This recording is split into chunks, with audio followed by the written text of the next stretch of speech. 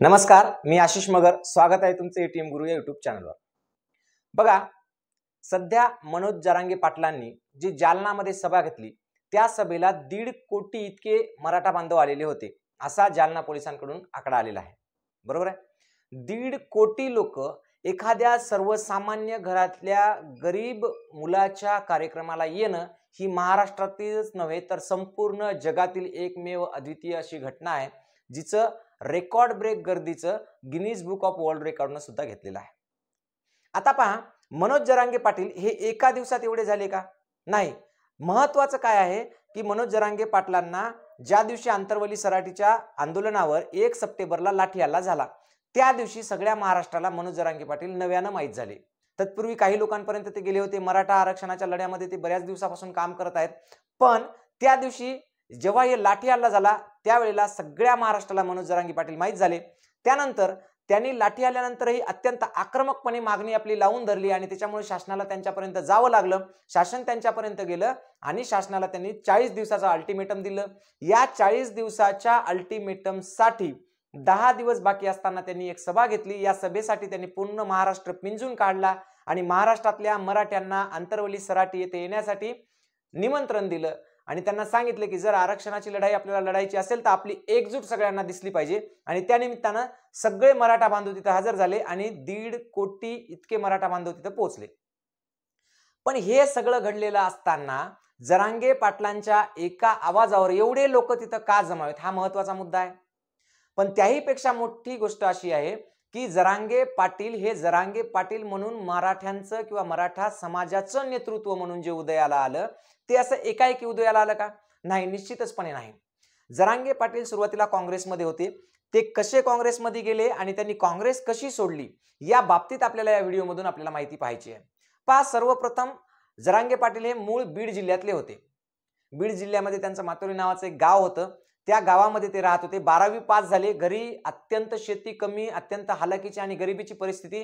म्हणून मग घरात शेती करण्यासारखी शेती सुद्धा नाही. मग काय करायचं तर काहीतरी काम करायचं, बाहेर जाऊन रोजगार मिळवायचा म्हणून त्यांनी आपलं गाव सोडलं आणि ते अंबडला गेले.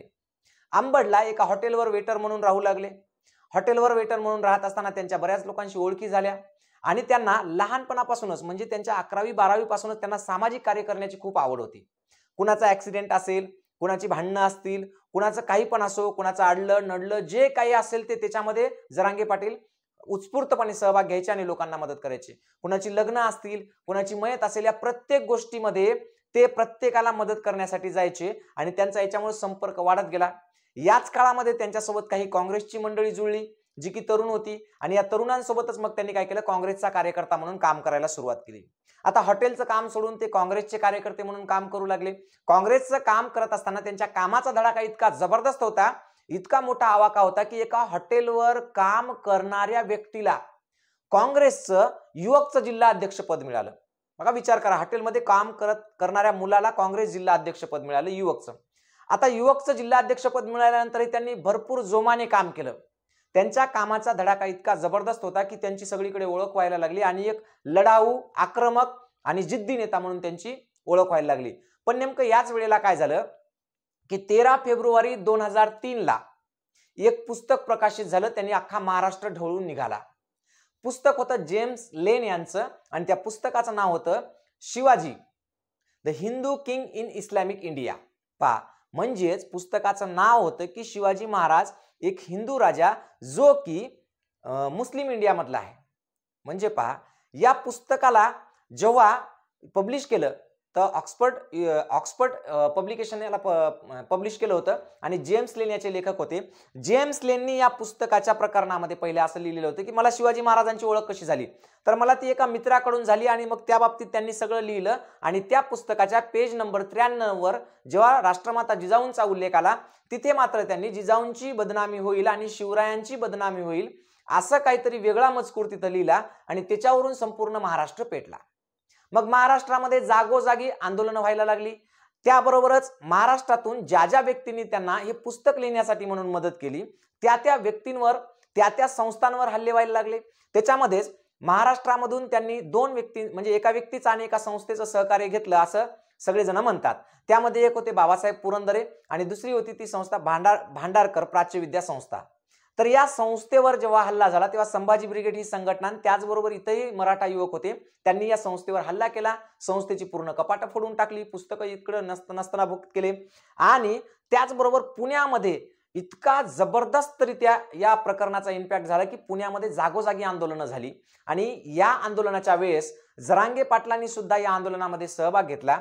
पण काँग्रेसनं ज्या पद्धतीनं जेम्स लेन प्रकरणामध्ये आक्रमक भूमिका घेऊन पुस्तक बंद करणं असो किंवा प्रकाशकाला त्याचा जाब विचारणं असो किंवा इतर ज्या काही गोष्टी होत्या त्या गोष्टींमध्ये काँग्रेसनं मनावा तेवढं इंटरेस्ट घेतला नाही, काँग्रेसने या प्रकरणाकडे साफ दुर्लक्ष केलं असंच आपल्याला तिथं म्हणावं लागेल। आणि मग ही सल त्यांच्या मनात राहिली आणि म्हणून मग जरांगे पाटलांनी काय केलं की काँग्रेस जर आपल्या राजाच्या अपमानासाठी, आपल्या राष्ट्रमातेच्या अपमानासाठी जर काँग्रेस तीव्र किंवा कडक भूमिका घेत नसेल तर अशा काँग्रेसमध्ये आपल्याला काम करायचं नाही असं त्यांनी ठरवलं आणि 2003 लाच त्यांनी या प्रकरणानंतर लगेचच काँग्रेसचा राजीनामा दिला।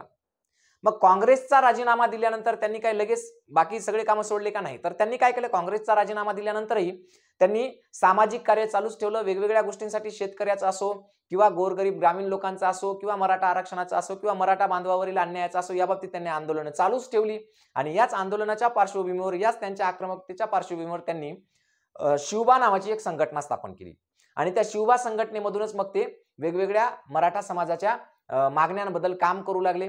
हे काम करत असताना त्यांनी आतापर्यंत जवळपास 37 वेळा म्हणजे आंदोलन केलेलं आहे, 37 वेळा त्यांनी आंदोलन केले त्यांच्या संघटनेमार्फत। त्याचबरोबर त्यांनी जे कोपर्डीचं 2016चं प्रकरण होतं त्या प्रकरणावर सुद्धा न्याय्य हक्क मागणीसाठी आंदोलन केली, सरकारला जाब विचारला, कडक कारवाई करण्यासाठी प्रयत्न केले।